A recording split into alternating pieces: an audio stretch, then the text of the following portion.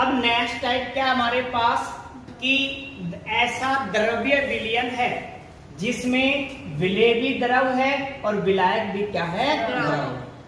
ठीक है। अब सबसे पहले हमें यहाँ पे एक नियम पढ़ना पड़ेगा और वो नियम है राउल्ट का नियम। यहाँ पे एक नेक्स्ट नियम पढ़ना पड़ेगा, राउल्ट का नियम। अब सबसे पहले ये जो द्रव है ये दो प्रकार का होता है भाई।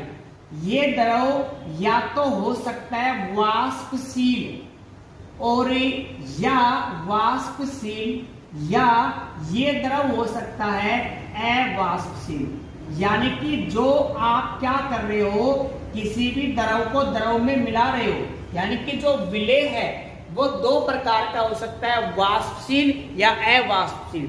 वाष्पशील का मतलब क्या होता है भाई, ऐसे पदार्थ जिनको गर्म करने पर वो वाष्प में बदल जाते हैं, ऐसे पदार्थों को हम क्या कहते हैं, वाष्पशील पदार्थ कहते हैं। जैसे एग्जाम्पल द्रव की बात करें, जल की बात करें, तो जल को हम गर्म करते हैं तो वो किस में बदल जाता है, वाष्प। अगर हम बात करें किसी भी ठोस पदार्थ की, ठीक है, किसी भी ठोस पदार्थ की, अब ये आप उर्दू पातन वाले मत समझना आप इसमें, जैसे नमक, सॉरी कपूर वगैरह था, उसका डिस्कस नहीं कर रहे हैं। जो ठोस पदार्थ होते हैं वो कैसे होते हैं, अवाष्पशील होते हैं। जैसे नमक है, अगर आप नमक को गर्म करते रहोगे तो ऐसा थोड़ी ना नमक वाष्प में बदल जाएगा।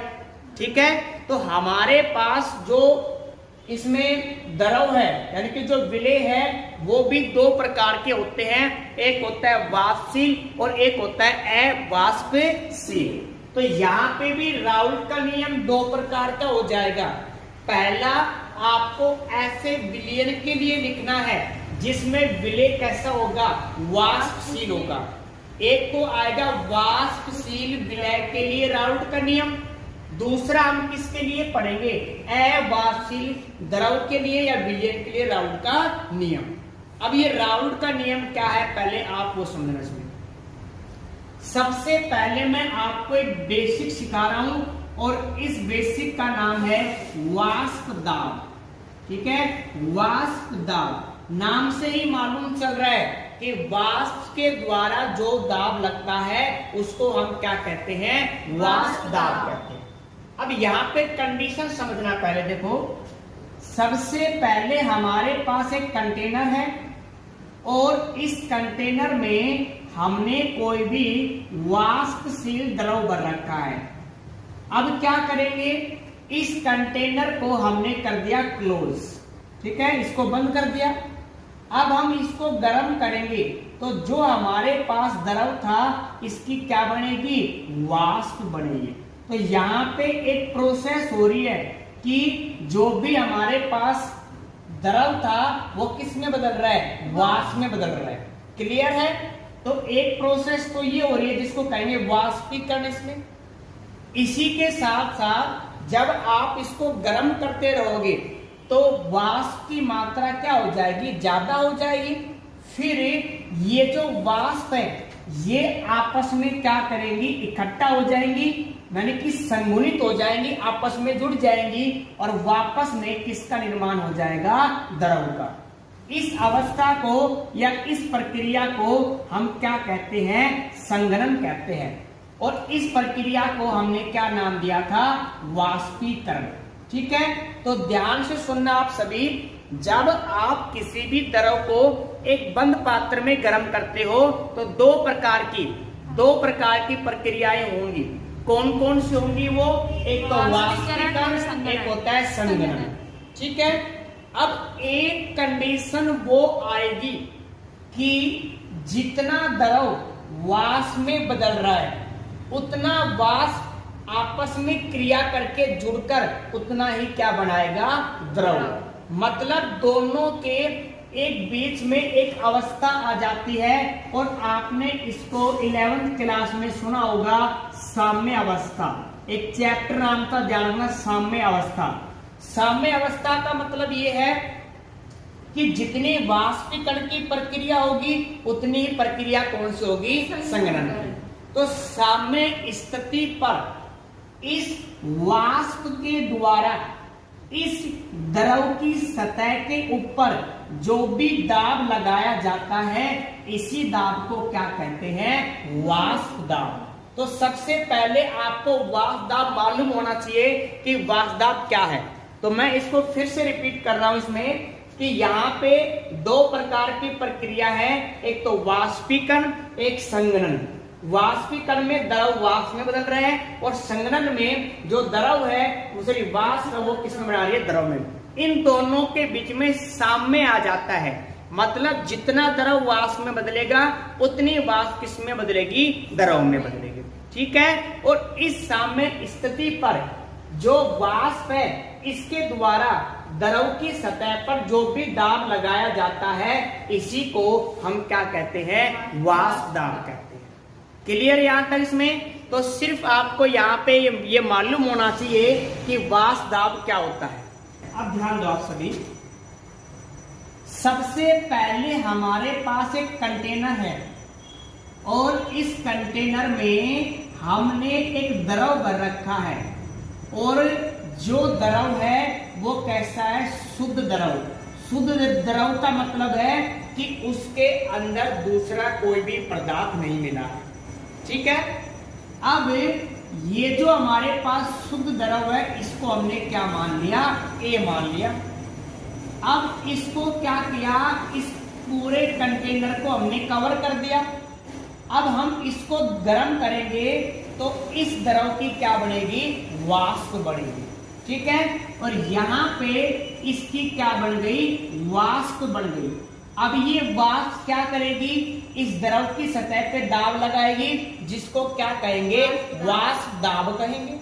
अब ये बताओ आप मेरे को, भाई इस वाष्प में क्या दूसरे पदार्थ के वाष्प है क्या? भाई नहीं है, हमारे पास इसमें सिर्फ और सिर्फ क्या है? A है।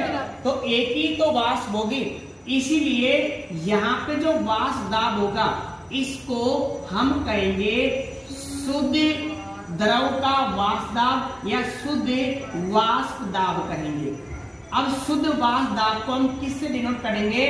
PA note. सुना ध्यान से, शुद्ध द्रव की वाष्प दाब को हम किससे डिनोट करेंगे?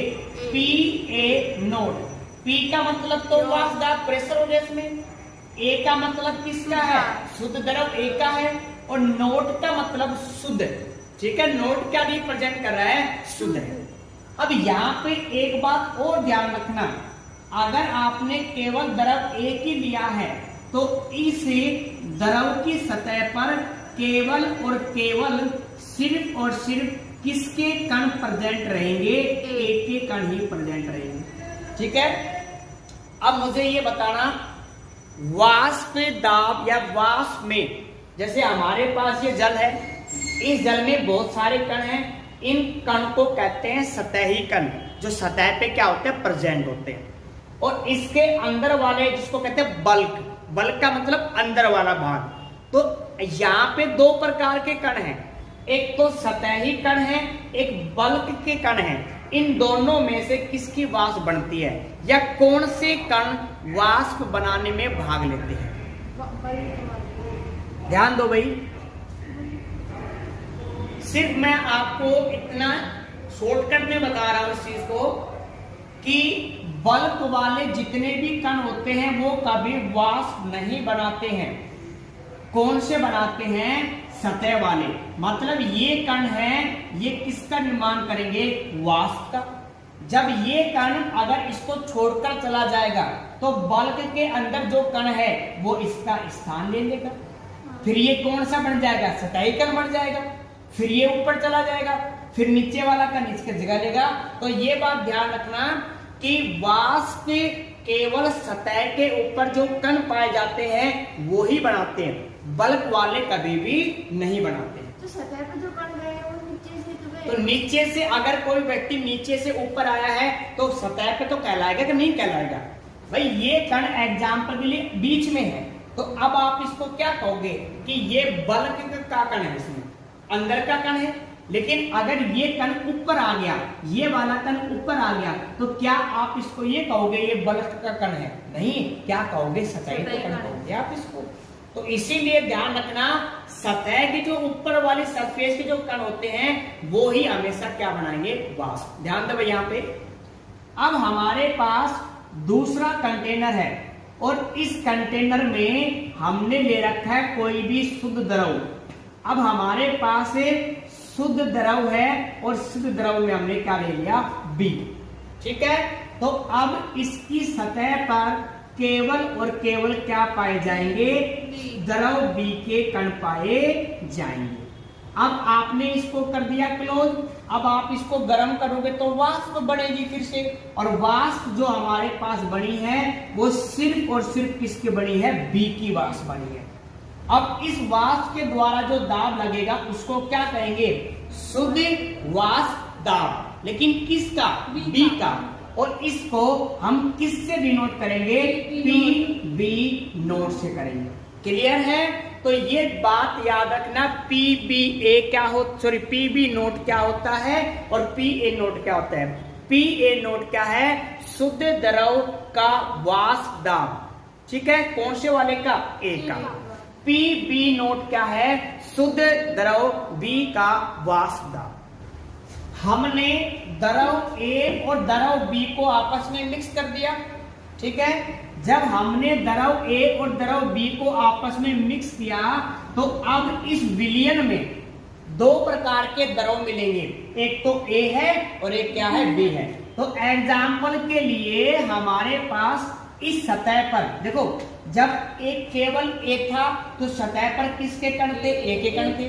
जब बी है तो सतह पर किसके कण है? बी के। लेकिन अब तो दोनों है, तो यहाँ पे हम ये कहेंगे कि अब हमारे पास ये क्या बन गया? विलयन बन गया। और किसका विलयन बन गया? ए और बी का। क्या इसको शुद्ध कहेंगे क्या? नहीं भाई, शुद्ध तो तब कहेंगे जब केवल एक ही तो द्रव होगा। यहाँ पे तो दोनों द्रव है।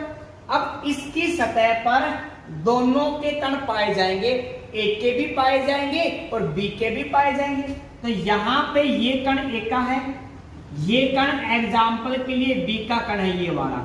ये कण ए है, ये कण बी है, ये कण ए है और ये कण कौन सा हमारे पास? बी है।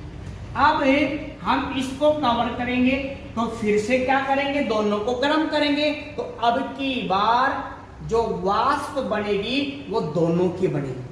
भाई ए की भी वाष्प बनेगी और बी की भी बनेगी।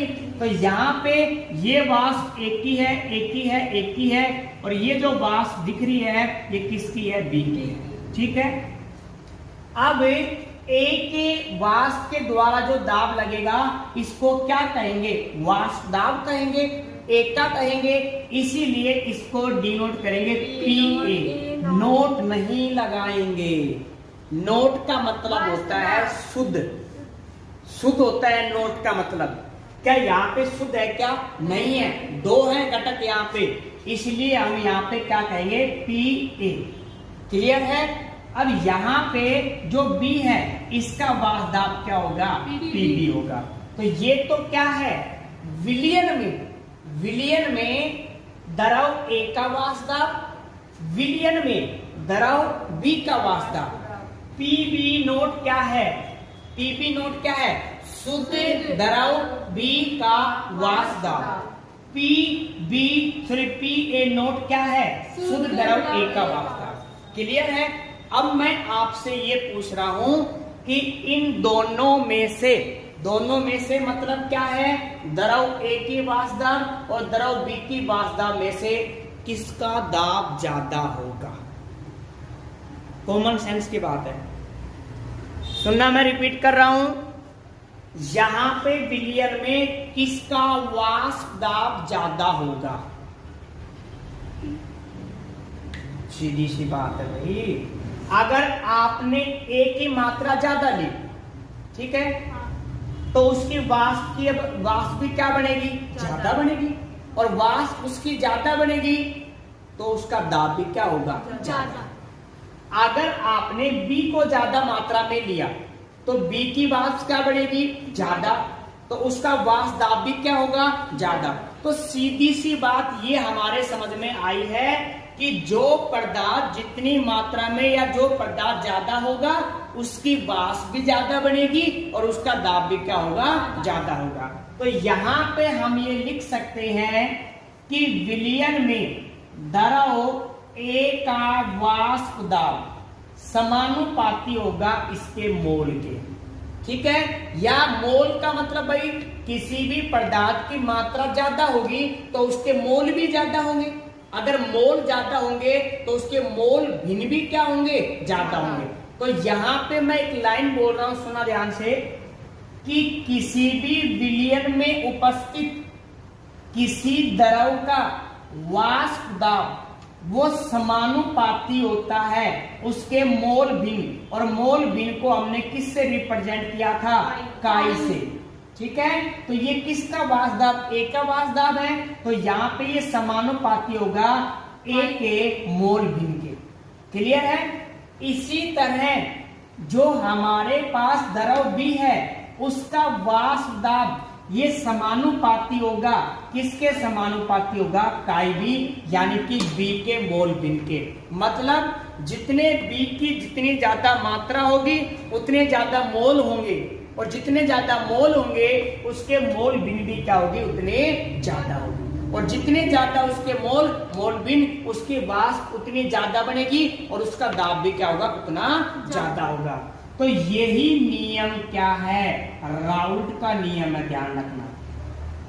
इसी नियम को हम क्या कहते हैं, राउल्ट का नियम कहते हैं। मैं रिपीट कर रहा हूं, सुनना ध्यान से। यहां पे विलयन में हमारे पास दो द्रव हैं, ठीक है, इसलिए हमने इसको शुद्ध नाम नहीं दिया है। द्रव ए क्या होगा, वाष्प बनाएगा, तो ये बनेगी द्रव ए की वाष्प दाब, और ये जो वाष्प है ये दाब लगाएगी, इसको हमने क्या नाम दिया, द्रव ए का वाष्प दाब, लेकिन किसमें, विलयन। सर नोट नहीं लगाया, भाई नोट तो हमने इसलिए नहीं लगाया क्योंकि शुद्ध नहीं है ये। इसी तरह जो बी है ये भी क्या बनाएगी, वाष्प बनाएगी, और इसमें भी द्वारा जो दाब लगेगा उसको भी क्या कहेंगे, द्रव बी का वाष्प दाब, किसमें, विलयन। फिर मैंने आपसे ये पूछा कि भाई किसका वाष्प दाब ज्यादा होगा, तो सीधी सी बात है सर, जिसके मोल या जिसके मोल भिन्न या जिसकी मात्रा ज्यादा होगी उसकी वाष्प भी ज्यादा बनेगी और उसका दाब भी क्या होगा, ज्यादा होगा। तो राउल्ट का नियम क्या है, ध्यान से, कि किसी भी विलयन में किसी भी द्रव का या किसी भी घटक के द्रव का वाष्प दाब समानुपाती होता है उसके मोल भिन्न के समानुपाती होता है। तो ए का वाष्प दाब ए के मोल भिन्न के समानुपाती होगा, बी का वाष्प दाब बी के मोल भिन्न के समानुपाती होगा, और इसको हमने नाम दिया इक्वेशन नंबर फर्स्ट और इसको नाम दिया हमने इक्वेशन नंबर सेकंड। क्लियर है। अब हमें क्या करना है, यहाँ पे समानुपाती का चिन्ह हटाना है। जब यहाँ पे समीकरण नंबर फर्स्ट से अगर हम समानुपाती का चिन्ह हटाएंगे तो एक कांस्टेंट लेंगे, और कांस्टेंट हमने क्या लिया, पी ए नोट और काई ए। देखो यहाँ पे पी ए तो हमारे पास पहले थे, इसमें मैं इसको यहाँ पे ऐसे लिख रहा हूँ, इस चीज को समानुपाती का चिन्ह हटाएंगे तो यहाँ पे आ गया पी ए बराबर पी ए नोट काई ए। अब पी ए नोट तो आप सभी जानते होंगे क्या है, पी ए नोट क्या है, शुद्ध द्रव ए का वाष्प दाब। क्लियर है। तो जब हमने समानुपाती का चिन्ह हटाया ना तो हमने कांस्टेंट लिया, और ये हमारे पास क्या है, शुद्ध द्रव ए का वाष्प दाब। ठीक है। अब इसको हम नेक्स्ट समीकरण देंगे, लेकिन फिलहाल हम इसको ऐसे लिख रहे हैं। सेकंड क्या आया था हमारे पास भाई, पी बी समानुपाती आया था काई बी के। अब इसको हम क्या करते हैं, यहाँ से इसका समानुपाती का चिन्ह हटाएंगे तो ये आ गया पी बी बराबर P B note chi B. तो यहाँ पे हम लिख सकते हैं कि जो हमारे पास पी बी है द्रव बी का वाष्प दाब, ये बराबर होगा शुद्ध द्रव के वाष्प दाब के और किसके, मोल भिन्न के बराबर। इसमें क्लियर है यहाँ तक। अब इसको नाम दिया इक्वेशन नंबर फर्स्ट और इसको नाम दिया हमने इक्वेशन नंबर सेकंड। अब एक नियम लगता है, यहाँ पे नियम आपने पढ़ा होगा 11वीं क्लास में डाल्टन्स का नियम। अब ये वो नहीं है, ध्यान रखना, डाल्टन जे थॉमसन वाला ये वो नहीं है, ध्यान रखना, परमाणु वाला नहीं है। डाल्टन का नियम क्या है, वो जे थॉमसन था, ठीक है, एक डाल्टन्स लॉ और था उसमें, लेकिन हम वो डिस्कस नहीं करें, वो नहीं है चीजें।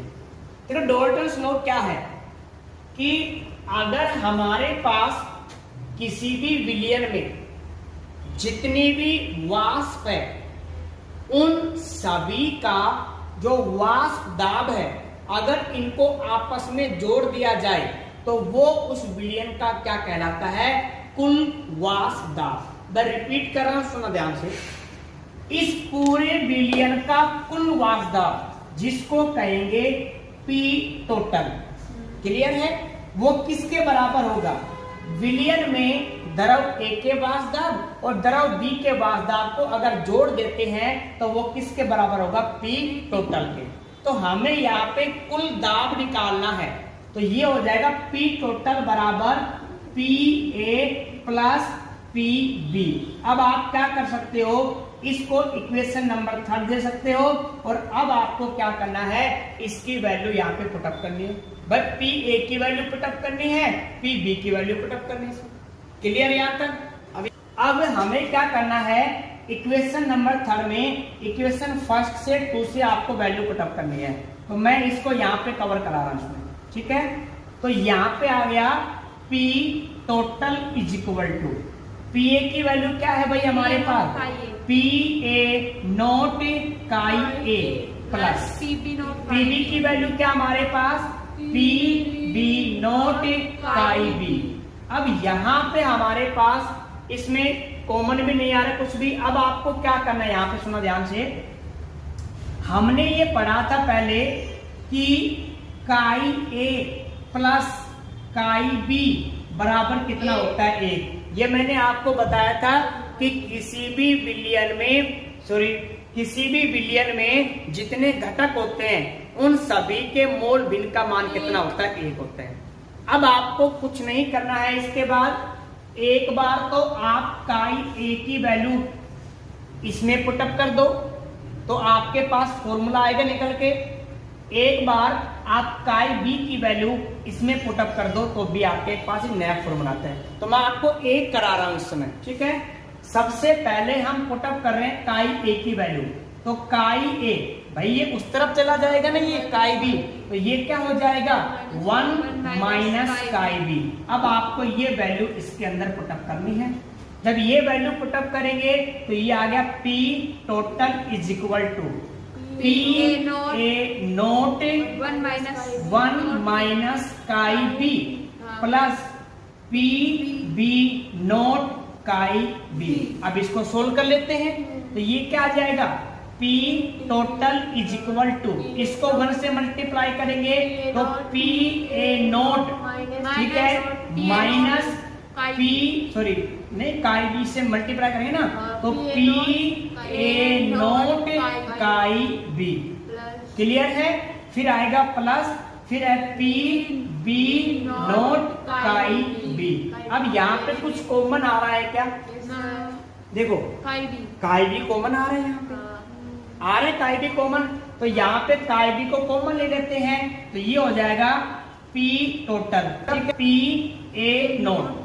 देखो ये चिन्ह को अंदर शिफ्ट करेंगे तो वो कैसा हो जाएगा, माइनस का हो जाएगा। तो यहाँ पे आ गया काई बी और P A note minus P B note. तो ये हमारे पास एक फॉर्मूला आ गया जिसकी सहायता से आप क्या निकाल सकते हो, P टोटल निकाल सकते हो। अब उसमें देखो क्या करना है, सेम ऐसे ही दूसरा होगा, तो दूसरे में हमें क्या करना है, सिर्फ आपको क्या करना है, काई बी की वैल्यू पुटअप करनी है। तो काई बी की वैल्यू क्या आ जाएगी, chi B is equal to 1 minus chi A. Last में जब आप करोगे इसको सोल्व इसमें, तो सिर्फ आपको यहाँ पे क्या मिलेगा, काई बी रखा है तो काई बी नोट, और यहाँ पे क्या आ जाए, इसमें काई ए आ जाएगा। तो करके देखना आप इस चीज को। तो ये था हमारे पास, हाँ P A note chi B, ठीक है। तो इस चीज को कंप्लीट कर लेना इसमें। यहां से आपको क्या करना है, अगर पी टोटल पूछता है तो आपको ऐसे करना है, लेकिन एग्जाम में क्वेश्चंस कैसे आता है वो सुन लो आप सभी। एग्जाम में क्वेश्चंस क्या आता है कि राउल्ट का नियम क्या है, लिखिए, सीधा पूछता है आपसे, ठीक है। तो आपको कंप्लीटली इसको लिखना पड़ेगा।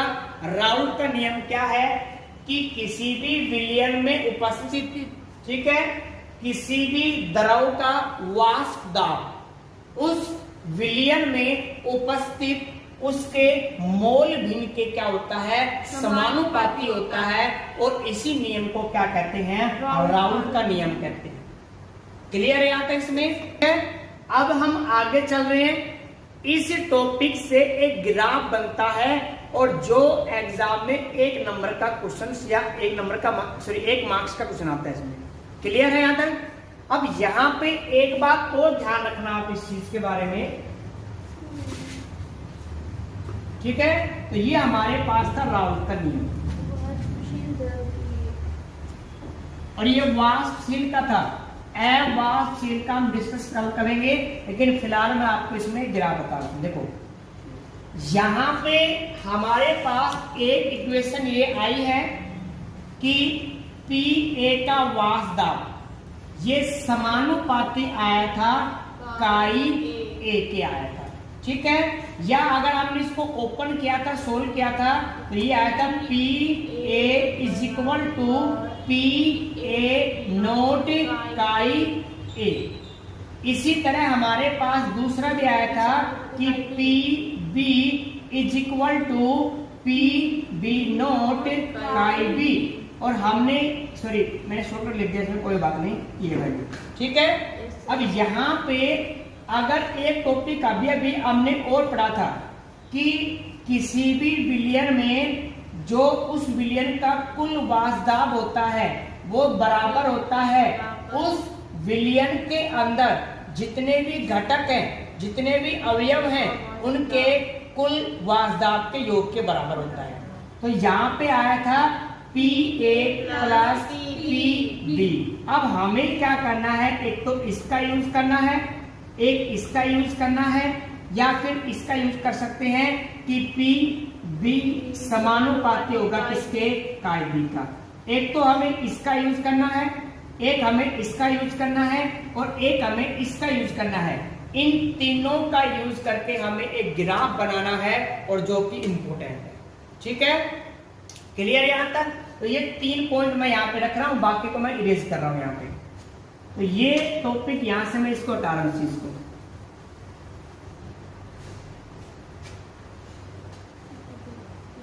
देखो ग्राफ कैसे बनेगा, इंपॉर्टेंट है, ध्यान से समझना इसमें। तो यहां पे सबसे पहले आपको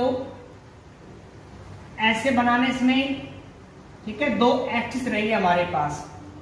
यहां पे 2 स्थिति है, एक ये वाली जो पॉइंट है इसको कहेंगे स्थिति फर्स्ट, तो यानी कि ये हमारे पास स्थिति नंबर फर्स्ट है और ये हमारे पास स्थिति नंबर क्या है, सेकंड है। सबसे पहले हम यहां पे एक बात मान के चलते हैं कि काई ए है वो कितना है, 0 है, ठीक है। मतलब जब स्थिति फर्स्ट होगी तो उस समय काई ए का मान कितना मिलेगा, 0। काई ए का मतलब क्या है, ए के मोल भिन्न। क्लियर यहाँ तक इसमें? मतलब हमारे पास काई ए कितना है, 0 है। अब यहाँ पे एक दूसरी कंडीशन सुनना ध्यान से, हमने पढ़ा था कि काई ए प्लस काई बी किसके बराबर होता है, 1 के बराबर होता है। अब हमने यहाँ पे क्या कहा कि काई ए मतलब जो हमारे पास ए है उसके मोल भिन्न कितने हैं, 0। भाई जब ये 0 है तो इसका मतलब इस पूरे विलयन में सिर्फ और सिर्फ क्या है, हमारे पास काई बी प्रेजेंट है। भाई सुना, मैं रिपीट कर रहा हूं, हमारे पास विलयन में 2 घटक है, एक तो ए है, एक बी है, ठीक है। ए के मोल भिन्न क्या होंगे, काई ए होंगे, और बी के मोल भिन्न क्या होंगे, काई बी होंगे। लेकिन हमने कंडीशन मानी है कि इस पूरे के पूरे विलयन में काई ए तो है ही नहीं, 0 है। जब 0 है तो काई बी की वैल्यू कितनी आएगी? 1। मतलब इस पूरे के पूरे विलियन में सिर्फ और सिर्फ कौन प्रेजेंट है? बी प्रेजेंट है। तो क्या मैं इसको शुद्ध बोल सकता हूँ? क्या मैं बोल सकता हूँ? क्या जब विलियन में एक ही पदार्थ है तो हम इसको शुद्ध कह सकते हैं? ठीक है, तो जब यहाँ पे काई ए बराबर 0 है तो यहाँ पे लिख सकते हैं काई बी बराबर कितना होगा? 1। क्लियर है यहाँ तक? अब सुनना ध्यान से, जैसे जैसे समय बढ़ता है वैसे वैसे हमारे पास जो ए है जिसकी मात्रा 0 थी वो बढ़ते बढ़ते बढ़ते बढ़ते कितनी हो जाती है? ए। तो सेकंड पोजीशन पे हम लेंगे कि काई ए बराबर कितना हो गया? 1 हो गया। लेकिन विलियन में जो बी था उसकी मात्रा घटते घटते कितनी हो गई? 0 हो गई। तो यहाँ पे जो काई बी है वो हमारे पास कितना होगा? इसमें 0। तो दो पोजीशन है हमारे पास, एक तो काई ए बराबर 0 है और काई बी बराबर कितना है? 1। दूसरी पोजीशन पे काई ए बराबर कितना है? 1 और काई बी बराबर कितना है? 0। क्लियर यहाँ तक? अब सुनना ध्यान से, यहाँ पे विलियन में दो लोग होते हैं, एक फर्स्ट होता है विलेय और दूसरा हमारे पास क्या होता है? विलाय। और हमें ये भी मालूम है कि विलेय की मात्रा कैसी होती है? कम। अब विलेय को मैं मान के चल रहा हूं बी, ठीक है, और विलायक को क्या मान के चल रहे हैं? ए। अब फोकस करना इस चीज को। आप हमारे पास एक कंटेनर है और इस कंटेनर में दो हमारे पास विलियन थे, ए था और एक हमारे पास था बी। इस ए के मोल अंश थे कितने? काई ए, और बी के कितने थे? काई बी। अब हम एक कंडीशन मान के चल रहे हैं कि हमारे पास काई ए कितना है? 0 है। तो इस समय इस विलियन में सिर्फ और सिर्फ क्या प्रेजेंट है? बी प्रेजेंट है। इसका मतलब बी का जो वाष्प दाब होगा हम उसको क्या कहेंगे? शुद्ध वाष्प दाब कहेंगे। क्लियर है? अब जो बी है इसका शुद्ध वाष्प दाब क्या होगा? पी बी नोट होगा। लेकिन आप मुझे ये बताओ कि बी को हमने क्या माना है? विलेय। और विलियन में विलेय की मात्रा कैसी होती है? कम। जब विलेय की मात्रा कम होगी तो उसका वाष्प दाब भी कैसा होगा? कम। इसीलिए आपको यहाँ पे क्या करना है? इस फर्स्ट पोजीशन पे जो आपके पास वाष्प दाब निकल के आएगा वो हमारे पास क्या होगा? P B nought. क्यों? क्योंकि ए तो है ही नहीं, ए नहीं है तो सिर्फ क्या है? बी है। तो इसका शुद्ध वाष्प दाब क्या होगा? P B note. क्लियर है? अब यहाँ पे सुनना ध्यान से, हमारे पास बी की वैल्यू कितनी? 1 है। लेकिन जैसे जैसे हम उस दिशा में जाते हैं तो बी की वैल्यू घटते घटते कितनी हो जाएगी? 0। और ये हमने पढ़ा था हेनरी के नियम के अनुसार कि राउट के नियम के अनुसार कि वाष्प दाब मोल भिन्न के क्या होता है? समानुपाती। तो जैसे जैसे आप इस फर्स्ट स्थिति से सेकंड स्थिति की तरफ जाते हो तो बी का मान घटेगा तो इसका वाष्प दाब घटते घटते घटते घटते घटते घटते कितना आ जाएगा? 0 हो जाएगा। मतलब इस पोजीशन पे अगर बी 0 हो गया तो उसका वाष्प दाब भी कितना हो गया? 0 हो गया। अब यहाँ पे आपको क्या फील हो रहा है इसमें कि जितना ज्यादा मोल भिन्न होगा उसका वाष्प दाब उतना ज्यादा होगा। तो यहाँ पे हम लिख सकते हैं इसको, देखो पी बी समानुपाती है किसके? काई बी के। मतलब जितने काई बी के मोल होंगे उसका वाष्प दाब उतना ज्यादा होगा। क्लियर यहाँ तक? अब दूसरी पोजीशन सुनना ध्यान से। सेकंड स्थिति पर बी कितना है? 0। ए कितना है? 1। मतलब पूरे विलियन में सिर्फ और सिर्फ क्या प्रेजेंट है? काई ए प्रेजेंट है। तो इसका वाष्प दाब कैसा होगा? शुद्ध होगा। लेकिन ए को हमने क्या माना है? विलायक। और विलायक की मात्रा कैसी होती है? ज्यादा। तो उसका वाष्प दाब भी कैसा होगा? ज्यादा। तो सिर्फ आप ये बात ध्यान रखना, यहां पे जब आप दाब लिखोगे ना तो इसकी तुलना में इसका दाब आपको क्या लिखना है, अधिक। क्लियर है? यहाँ पे इसका दाब इतना था, इसका दाब अधिक है, और ये हमारे पास क्या होगा, PA0। क्लियर? अब फोकस करना, देखो इस पोजीशन पे A के मोल भिन्न कितने हैं, 0, तो वाष्प दाब भी कितना है, 0। जैसे जैसे आप सेकंड पोजीशन पे जाओगे तो इसके मोल भिन्न बढ़ते बढ़ते बढ़ते बढ़ते कितने हो जाएंगे, A। और हमने राउल्ट के नियम से पढ़ा था कि जैसे जैसे मोल भिन्न बढ़ते हैं उसका वाष्प दाब भी बढ़ता जाता है। तो इसका वाष्प दाब बढ़ते बढ़ते बढ़ते बढ़ते किसके बराबर हो जाएगा, हमारे पास PA के, यानी कि इतना हो जाएगा। क्लियर है? तो यहाँ पे क्या लिख सकते हैं, PA मतलब A का वाष्प दाब समानुपाती होगा, किसके समानुपाती होगा, A के मोल भिन्न के इकाई B के। क्लियर यहाँ तक? नेक्स्ट पॉइंट हमने पढ़ा था P टोटल, है ना। P टोटल किसके बराबर होता है, PA के और PB के बराबर। अगर हम PB और PA को अगर आपस में जोड़ देते हैं तो ये हमारे पास क्या होगा, P टोटल होगा। ठीक है? इन दोनों को आपस में जोड़ दिया है तो इनका योग किसके बराबर होगा, P टोटल के। तो यहाँ पे क्या लिख सकते हैं, P total is equal to PA plus PB, और यही ग्राफ एग्जाम में आता है। ये बना कैसे है इसको रटना नहीं है, ध्यान रखना, जो जो बातें आपको बताई उसको अच्छे से याद करना, रिवाइज करना है इस चीज को।